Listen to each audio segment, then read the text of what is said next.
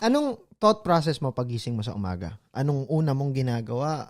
Paano ang isang Ninong Chicken mag-operate? Kasi nakikita namin hustle na eh. Okay, okay. Pero yung una, meron ka bang meditation in the morning? Meron ka bang habang nagkakape, nag-check ka ba ng inquiries? Yeah. Paano ka? Ito, kada uuwi ako ng bahay, 6:30. Ay, di, uwi ako ng bahay, mag 5 a.m. Oo. Matutulog ako 7:30. Oo. Magma-my day ako, mag-e-edit pa ako. Oo. Using cellphone lang ha. Okay. Cellphone lang. Hindi ako marunong mag-laptop, hindi ako marunong mag-ganyan. Lahat ng content mo, cellphone mo. Yes!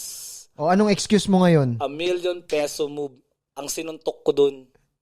Oh, hindi ko tinanong pero million na yung pala yung kinita niya sa cellphone. So, yung program na yun, Okay. gawa ko ng paraan. Nood ako ng nakikinig ako ng good music. Oo. Tapos isip ng paraan, creativity, paano mag-aalok. Mm. Yun. Tapos personal kong hinahatid.